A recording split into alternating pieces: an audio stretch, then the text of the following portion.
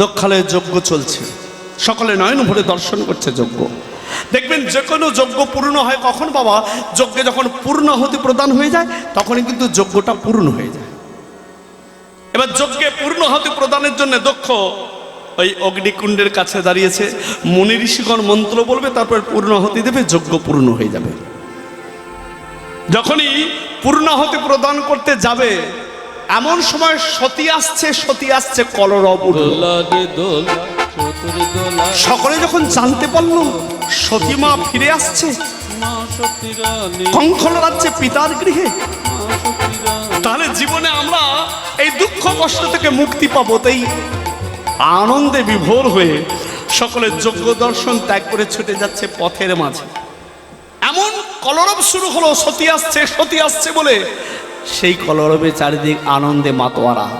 মুনি ঋষিগণ যে পূর্ণাহুতি প্রদানের মন্ত্রটা বলছে সেটা দক্ষ শুনতে পাচ্ছে না। আর যদি শুনতে না পায় পূর্ণাহুতি দান করবে কি করে? আর পূর্ণাহুতি প্রদান না করা পর্যন্ত যজ্ঞ পূর্ণ হচ্ছে না। চিন্তায় মগ্ন সকল ভক্ত। ভিড় জমিয়েছে কোথায়? সকলে ভিড় জমিয়েছে আজকে পথের মাঝে। নয়ন ভরে সতীকে সকলে দর্শন করছে। প্রজাপতি দক্ষ চেষ্টা করছে যজ্ঞ পূর্ণ করার, কিন্তু কোনো উপায় নেই। পূর্ণাহুতির মন্ত্রই তো শুনতে পাচ্ছে না। চিন্তায় পড়ে গেল, কি করি এই মহাযজ্ঞ আমি পূর্ণ করি। এমন সময় সতীর মা প্রসূতি এতদিন পর কন্যাকে কাছে পেয়ে আনন্দে বিভোর হয়ে কন্যাকে বক্ষে জড়িয়ে ধরেছে। ধীরে ধীরে যজ্ঞস্থলে আনয়ন করল। সতী পিতার পশ্চাতে করজোড়ে দাঁড়িয়ে বলছে, পিতা আপনি মহাজ্ঞানী, ব্রহ্মার পুত্র হয়ে আজকে শিশুর মতো কর্মটা কেন করছেন? আপনি জানেন না যাকে বাদ দিয়ে আপনি যজ্ঞ পূর্ণ করতে চাইছেন, জগৎ মাঝে তাকে বাদ দিয়ে আজ পর্যন্ত যজ্ঞ হয়নি, হবে না, হবার নয়। তিনি যজ্ঞেশ্বর। তাই ক্রোধ ত্যাগ করুন। আমার স্বামী আশুতোষ অল্পতেই সন্তুষ্ট। আপনি তার শরণে যান, দেখবেন আপনার সকল অপরাধ আমার স্বামী ক্ষমা করে দেবেন। তখন দক্ষ হাসতে হাসতে বলল, সতী যে স্বামীর তুই গুণগান করছিস সেটা একটা গাঁজাখোর, ছাই ভস্য মুখে শ্মশানে পড়ে থাকে, ভূত প্রেতার নিত্য সহচর। আচ্ছা বাবা ভোলানাথ সত্যি গাঁজা খায়? কিন্তু আমরা যে শুনি গান করছে, গাঁজা খেয়ে হু হু হু হু করে ভোলা বাবা, শোনেন তো সকলে গান। আর সবাই বলে নাকি শিব গঞ্জিকা সেবন করে।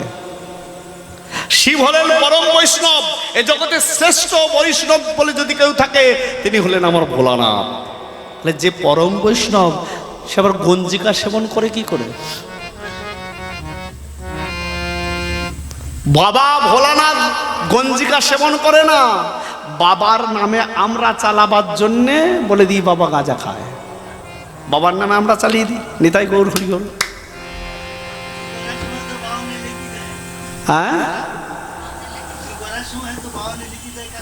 হ্যাঁ লিখে দেয়। বাউন তো বাবা অনেক কিছুই লিখে দিচ্ছে। আর যার জন্য বাউনগুলো এত বেদের মন্ত্র গীতার মন্ত্র উচ্চারণ করে এত বড় বড় ব্যাধি ভুগে মরছে না? আমিও তো ব্রাহ্মণ সন্তান, আমি তো সেজন্য বলছি অতি লোভ। হ্যাঁ তাহলে বাবা অভিশাপটা হবে কি করে মুখ থেকে? সেই আচরণটা তো পালন করতে হবে। আপনি যদি আচরণ পালন করেন তবে তো আপনার মধ্যে সেই পাওয়ার শক্তি অর্জন হবে। তাহলে আপনি যদি পাওয়ারটা অর্জন করতে না পারেন তাহলে আপনার মুখ থেকে অভিশাপ ব্যক্ত হলো, সে অভিশাপ তো ফলবে না। নিতাই গৌর হরি বল। কে কাকে অভিশাপ দেবে? আপনার মধ্যে যিনি আছেন, আমার মধ্যে তিনি আছেন। স্বামী বিবেকানন্দ বলে গেছেন, জীবে প্রেম করে যেই জন সেই জন সেবিতে ঈশ্বর। তাহলে জীব সেবাই যদি শিব সেবা হয়, জীবের মধ্যে যদি ভগবান হয়, তাহলে কে কাকে অভিশাপ দেবে? আপনার মধ্যে যিনি, আমার মধ্যে তিনি। সেই অভিশাপ দেওয়ার মতো ক্ষমতা অর্জন করতে হয়নি, তাই গৌর হরি বল। তবে অভিশাপ দিলে অভিশাপ লাগে। আর অভিশাপের মতো আপনি যদি কর্ম করেন, অভিশাপ আপনাকে আপনাতেই ভোগ করতে হবে, নি তাই গৌর হরি বল। আর আপনার কর্মের জায়গাটা যদি ঠিক থাকে, চলার পথটা ঠিক থাকে, আপনি যদি ধার্মিক নিষ্ঠাবান হন, গোবিন্দচরণ আশ্রয় করে থাকেন, প্রসাদভোজী হয়ে থাকেন, তো ব্রাহ্মণ কেন, যত বড় পণ্ডিত এসে আপনাকে অভিশাপ দিক, ওই গোবিন্দ নামের দ্বারা সব বিফল হয়ে যাবে, নিতাই গৌর হরি। বাবা ভোলানাথ গাঁজা খায় না। একটি আসরে গিয়েছিলাম, অনেক সন্ন্যাসী গাজন উপলক্ষে এই অনুষ্ঠান করেছিলেন, দক্ষ যজ্ঞ লীলা। 100-র উপরে সন্ন্যাসী হয়েছিল। তারা গ্রাম ঘুরে ঘুরে আয়োজন করেছে। আমাকে বললো এই লীলাটা করতে হবে। সম্মুখে বসে আছে কম্বলের উপরে 100-র উপরে সন্ন্যাসী, পশ্চাতে অনেক ভক্ত, মাঝে মাঝে বাবার ধ্বনি করছে, আনন্দে গান করছি। তারপরে দেখছি সকল ভক্ত আছে, মাত্র 5 জন সন্ন্যাসী আছে, বাদ বাকি সন্ন্যাসীরা নাই। আমি মনে হয় চিন্তা করলাম, বেশ তো সম্মুখটা ধ্বনি দিচ্ছিল বাবার, ভালো লাগছিল। তো একের পর এক সন্ন্যাসীরা উঠে উঠে কোথায় যাচ্ছে রে বাবা? বাবার মন্দিরে। বাবার মন্দির তো দেখছি খোলা আছে, কেউ তো ওখানে যাচ্ছে না। তাহলে কোথায় গেল? এইভাবে স্টেজ খাটানো আছে, পিছনে একটি পর্দা। তো যে করতাল বাজাচ্ছে, দাদাকে বললাম, আচ্ছা তোমার পশ্চাতে পর্দার আড়াল থেকে যে ধোঁয়াটা আসছে, কোথা থেকে আসছিল? ও আমাকে কানে কানে বলছে, করি পাবে, গান গাইবে, গান গাও, ঘর চলো। আমি বললাম, শর্ট সার্কিট হয়ে গেলে পুড়ে মরে যাবে, সব যন্ত্রগুলো চলে যাবে, এত সোতা পালাবার পথ খুঁজে পাবে না, যন্ত্রগুলো আমার সব শেষ হয়ে যাবে। তাহলে দেখো না, ও তো দেখে নিয়েছে কিসের ধোঁয়া কোথা থেকে আসছে। ও শুধু মাঝে মাঝে বলছে, অত চোখ খোলা রাখা ভালো নয়, গান করছো গান করো, সব ঠিক আছে, কোথাও কিছু হয়নি, ভয় নাই। আমি গান করছি, মাঝে মাঝে যাচ্ছি, বলছে ওই দেখো। তখন একজন সন্ন্যাসী শুনতে পেয়ে পশ্চাৎ থেকে, পর্দার আলো থেকে বলছে, কথাটা উনি ঠিকই বলেছেন, আপনি কবি গাইবেন, করি পাবেন, তো আপনার অত জানার দরকার কি? আমরা বাবার ভক্ত, আপনি জানেন না? এই কদিন আমরা শিবগোত্র, যারা সন্ন্যাসী হয় শিবগোত্র হয়ে যায়।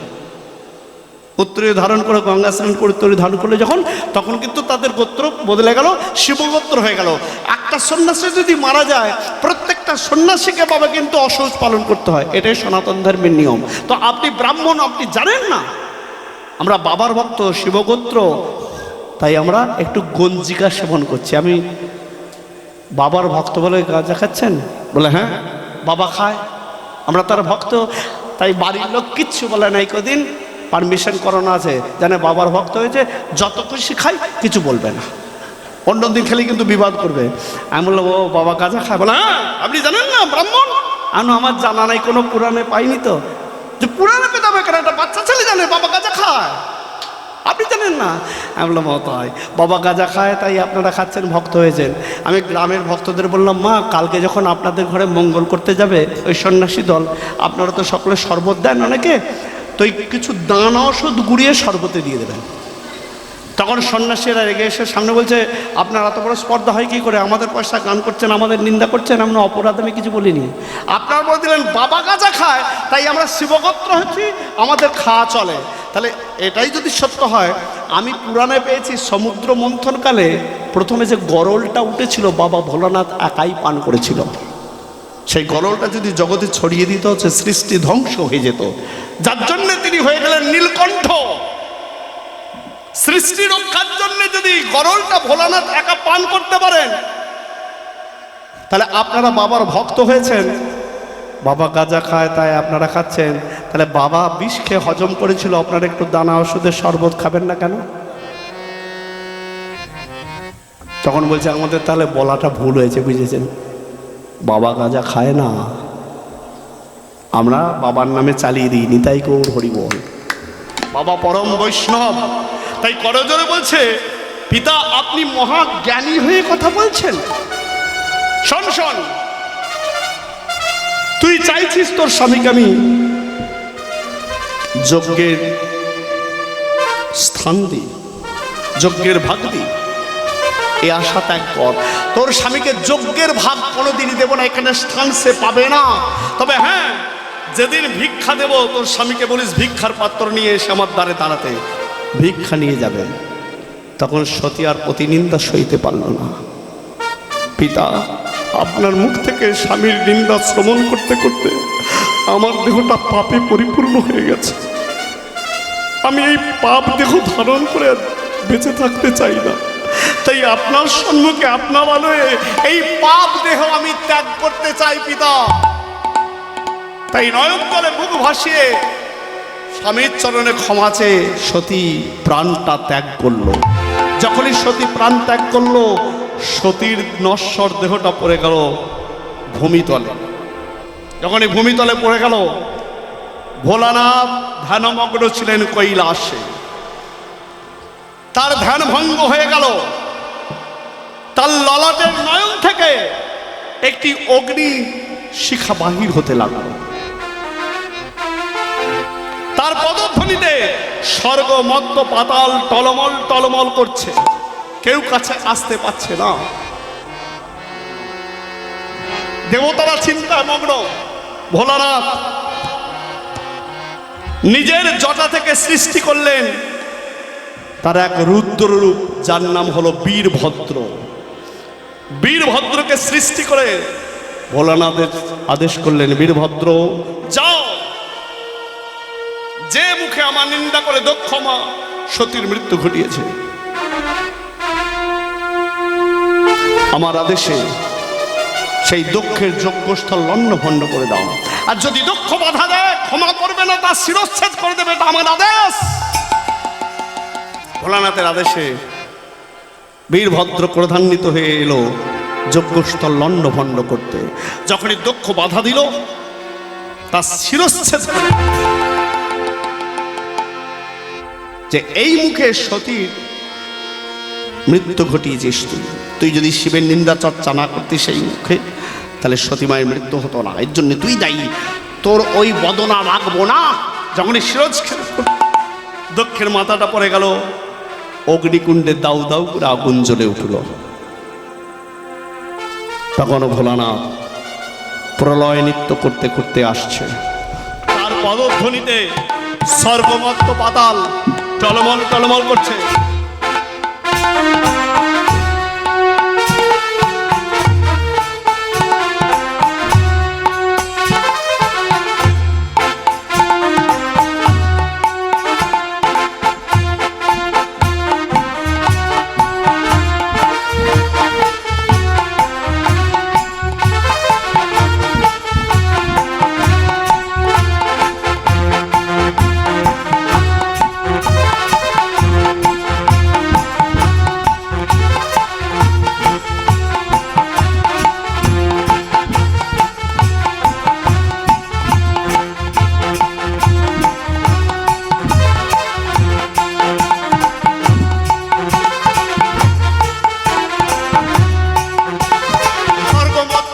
টলমল টলমল করছে, কেউ সম্মুখে এসে দাঁড়াতে পারে না।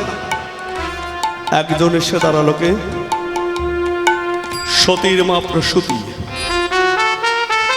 হে ভোলানাথ, অপরাধ করেছে আমার স্বামী, কিন্তু শাস্তি কেন পাচ্ছি আমি? আমি তো তোমার কাছে কোনো ভুল করিনি, অপরাধ করিনি। ভোলানাথ বলল, যে অপরাধ করেছে তাকেই শাস্তি দিয়েছি।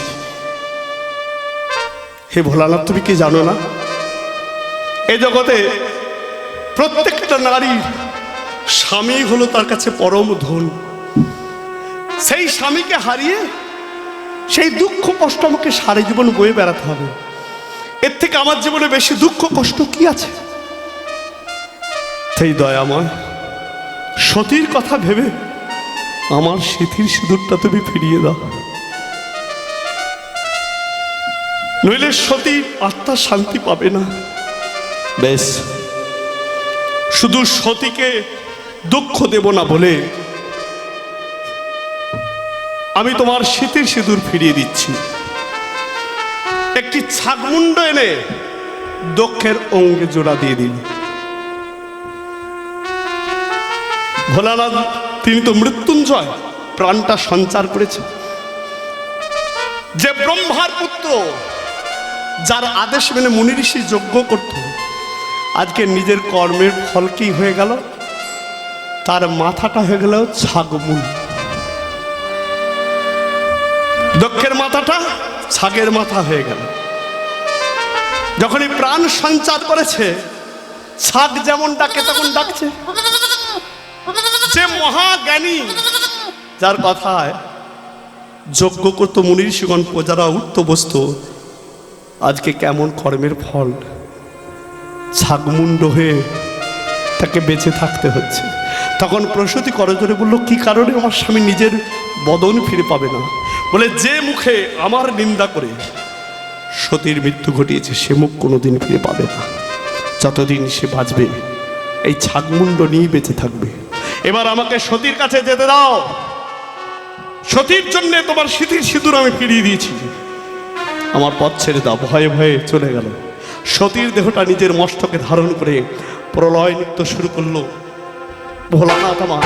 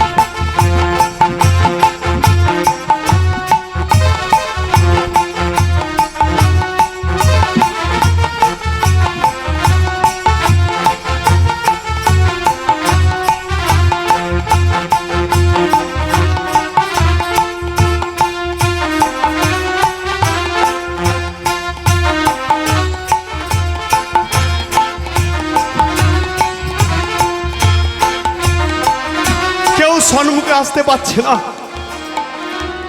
স্বর্গ মধ্য পাতাল টলবল টলবল করছে। তখন ভোলাকে শান্ত করার জন্য সকল দেবদেবী মিলিত হয়ে তার স্তব স্তুতি করছে। ওম নমঃ শিবায়, ওম নমঃ শিবায়, ওম নমঃ শিবায়।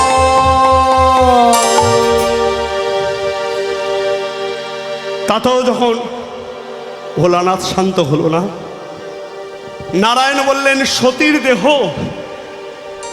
যতক্ষণ ভোলার অঙ্গে থাকবে, ভোলা শান্ত হবে না। সুদর্শন চক্র, সতীর দেহটাকে খণ্ড খণ্ড করে দাও। নারায়ণের আদেশে সুদর্শন চক্র ঘুরতে ঘুরতে এসে সতীর সুন্দর দেহটাকে খণ্ড খণ্ড করে দিল। মায়ের দেহটা 51টি খণ্ড হল। যেখানে এক খণ্ড পতিত হয়, সেখানে এক মহাপীঠ গড়ে ওঠে। এই যে আজকে কামাখ্যায় মায়ের উদ্দেশ্যে আজকে এই নাম যজ্ঞ, এই যে কামাখ্যা মন্দির মায়েরই দেহের এক অংশ। তাই জগৎ মাঝে 51 খণ্ড ভিন্ন ভিন্ন স্থানে পতিত হয়ে 51 মহাপীঠ গড়ে উঠেছে। তখন ভোলানাথ সতীকে হারিয়ে মনের দুঃখে কৈলাসে গিয়ে বসে বসে নয়ন জলে বুকু ভাসাচ্ছে। ভোলানাথের এই উদাসীন ভাব দেখে নারায়ণ ব্রহ্মা চিন্তায় মগ্ন। ভোলাকে শান্ত করব কি করে? সতীকে হারিয়ে তার উন্মাদ ভাব, এখন কি করা যায়? কিছুদিনের জন্য মাকে আনয়ন করতেই হবে, নইলে ভোলাকে পূর্বভাবে ফিরিয়ে আনা যাবে না। তখন করজোরে বলল, মাগো, কিছুদিনের জন্য তুমি ধরায় এসো, ভোলাকে শান্ত করো। তখন মা কিছুদিনের জন্য ধরায় এলেন, কারো গর্ভে জন্ম নিলেন না। নীলধ্বজ বলে ধরামাঝে এক রাজা ছিলেন, যার পুত্র কন্যা ছিল না। তার একটি বিরাট বিল্লবৃক্ষের বন ছিল।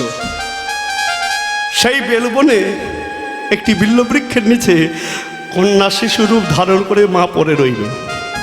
আর এখানে নীলধ্বজ রাজা বেলবনে পরিভ্রমণ করতে করতে দেখতে পেল শিশু কন্যা।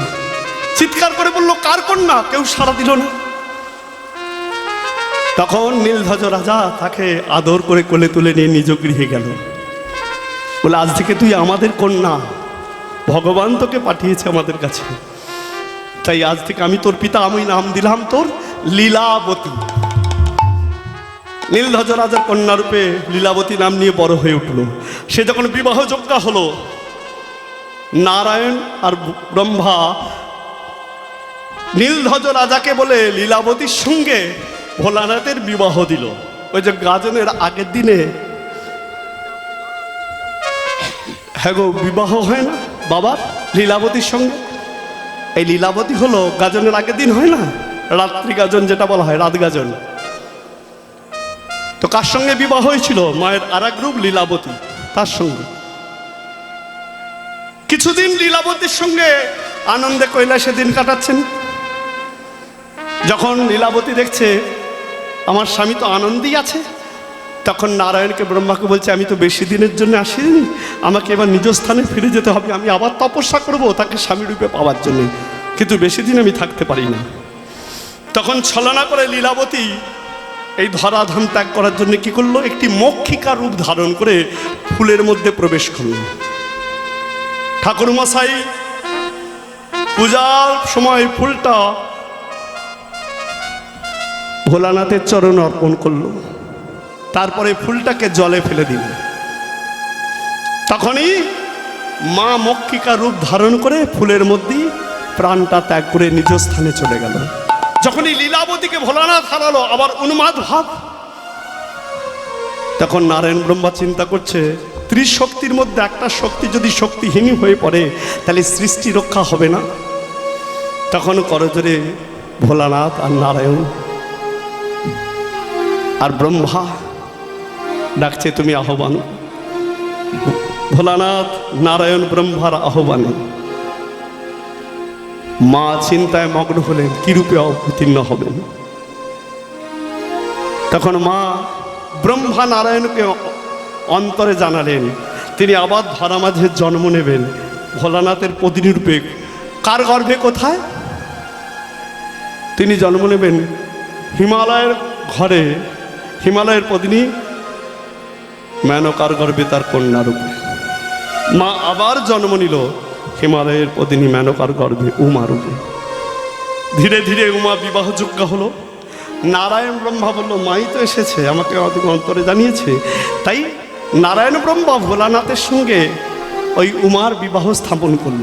ভোলানাথ তখন নারায়ণ ব্রহ্মার কথা মেনে উমাকে বিবাহ করতে গেছে। বাবার তো কোনো বেশভূষা নেই, মাথায় জটা, পরনে বাঘছাল, হাতে ত্রিশূল, আর কোনো বেশভূষা নেই। আর বাবা বাঘছালটা যে কোমরে জড়িয়ে রাখতেন, তখনকার দিনে তো বেল্ট ছিল না যে বাবা বাজার থেকে বেল্ট কিনে জড়িয়ে রাখবে। একটা সাপকে বেল্ট রূপে ব্যবহার করতো, সাপটার নাম হলো শিশনাগ। নারদ সেটা জানতো।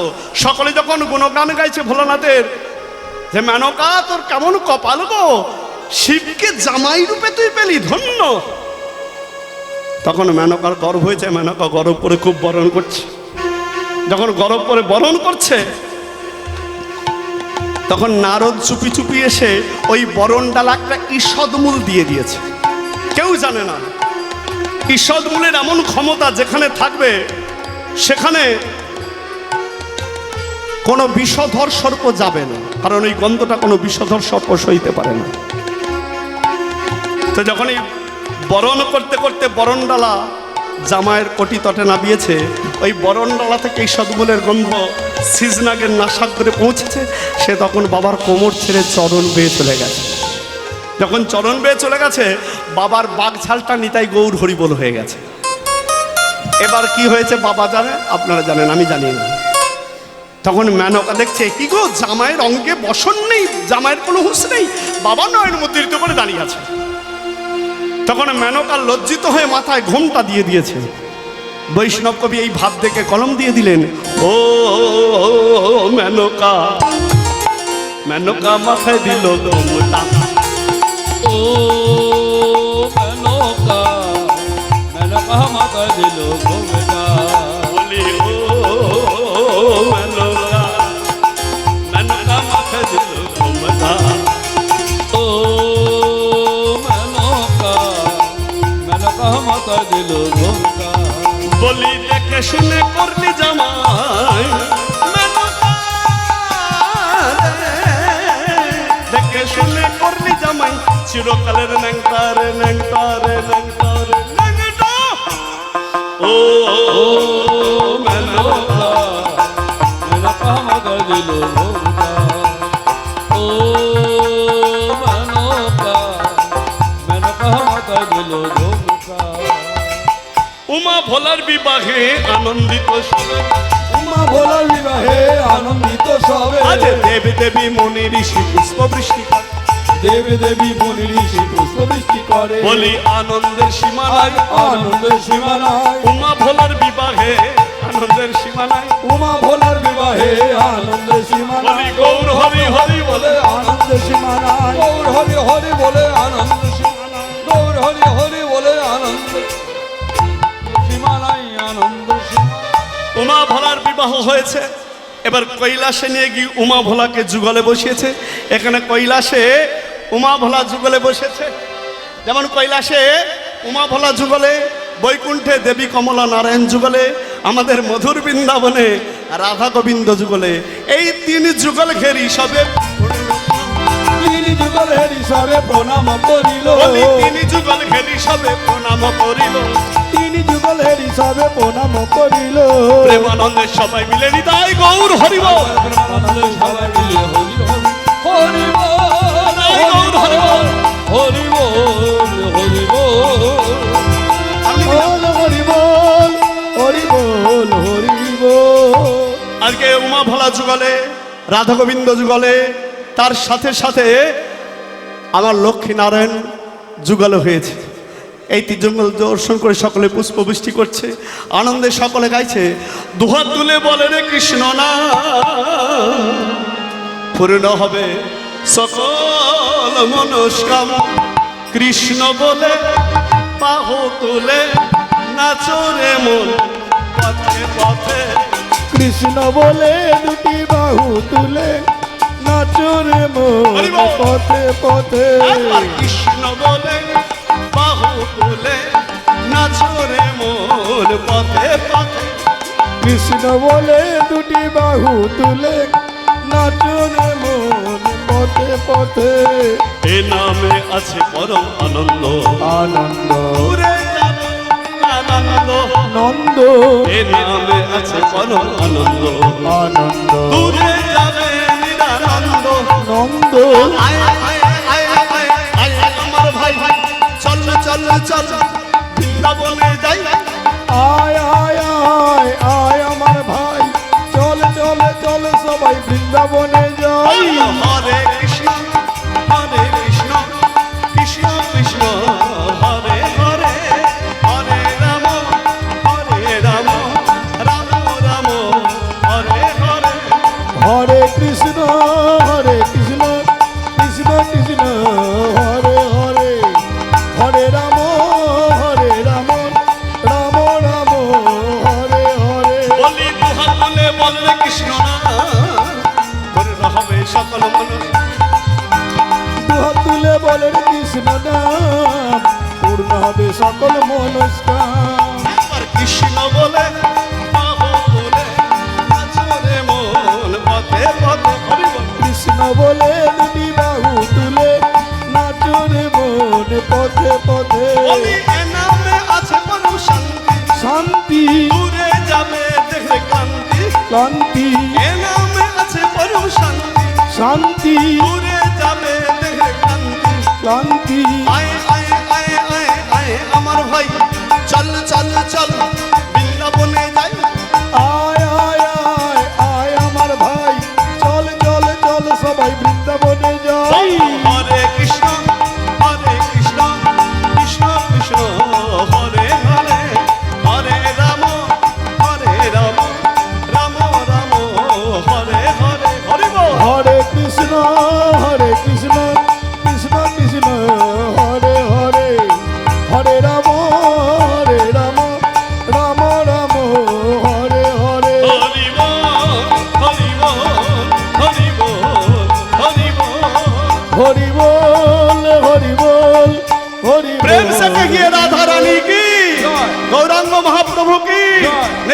মহাপ্রভু কি, জয়। পঞ্চতত্ত্ব কি, জয়। কামাখ্যা মাতা কি, জয়। গ্রামস্ব সর্বদেব দেবী কি, জয়। ভক্তবৃন্দ কি, জয়। কমিটি বৃন্দ কি, জয়। পিতা মাতা কি, জয়। খোল করতাল কি, জয়। আপন আপন গুরু গোসাই কি, জয়। বলো রাধে রাধে, জয় রাধে রাধে, শ্রী রাধে রাধে, জপ রাধে রাধে।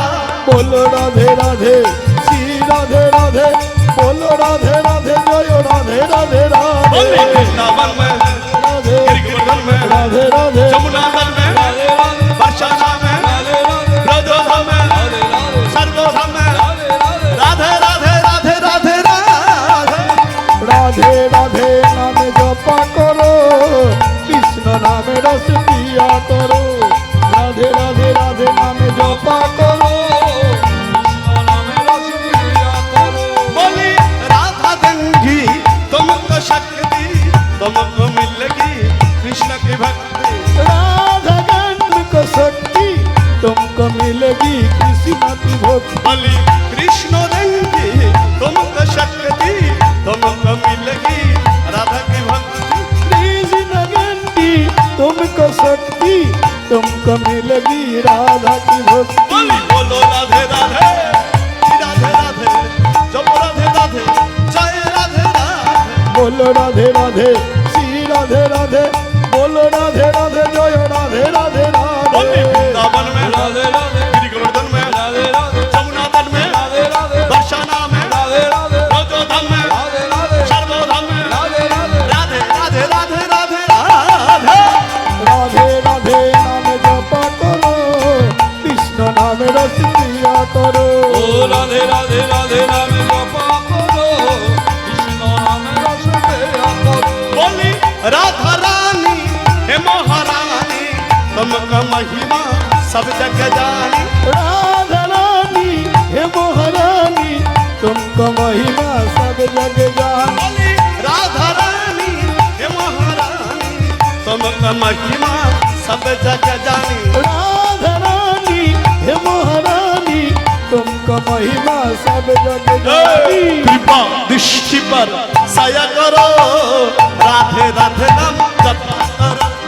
कृपा दृष्टि पर सया करो राधे राधे नाम जपा करो बोली कृपा दृष्टि पर साया करो, राधे राधे नाम जपा करो। कृपा दृष्टि पर सया करो राधे राधे नाम जपा करो वृंदावन में, राधे राधे, गिरिवर्धन में, রাধে রাধে जमुना तट में, রাধে बरसाना में, রাধে রাধে ब्रजोधाम में, রাধে রাধে सर्वोधाम में, রাধে রাধে राधे राधे राधे राधे राधे।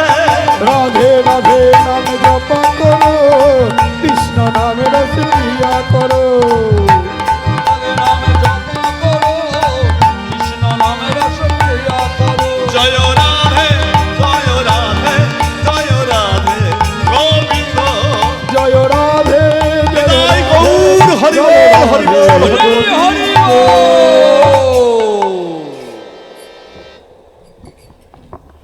হ্যালো আমাদের মেদিনীপুর আপনি আমাদের ইউটিউব করা সহযোগিতা মানে অনেক সহযোগিতা করেছেন আপনি একটু স্টেজেতে আসবেন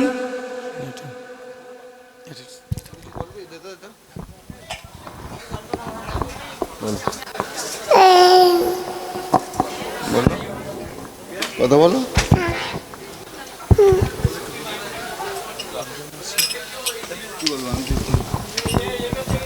বাবুজানাকে আমাদের কমিটির তরফ থেকে একটু ধন্যবাদ জানানো হচ্ছে যাতে আবার পরবর্তীকালে যেন আবার এনাকে আমরা পাই হরি হরি বলো কামাখ্যা মাতা কি জয় হ্যালো আর একজনকে আমরা সম্বোধনা জানানো হচ্ছে জন্য আমরা স্টেজেতে ডাকছি প্যান্ডেল ম্যান মানে আমাদের সাউন্ড যে আছে সুন্দর সাউন্ড করানোর জন্যে আমাদের এই পাঁচটা দলের কীর্তন খুব সুন্দরভাবে আমরা করতে পেরেছি প্রীতম মণ্ডল তুমি মঞ্চে এসো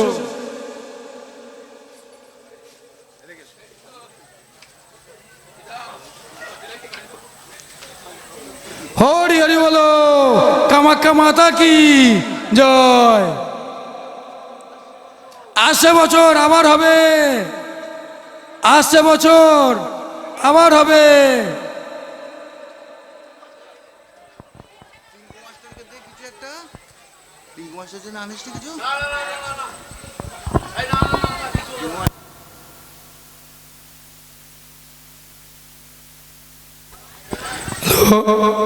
আমাদের এই যে কমিটির মধ্যে তুষার চ্যাটার্জি মাস্টারমশাই এবছর আমাদের সব থেকে বেশি মানে কর্ম হিসেবে কাজ করেছে, ওনাকে আমরা ধন্যবাদ জানাচ্ছি।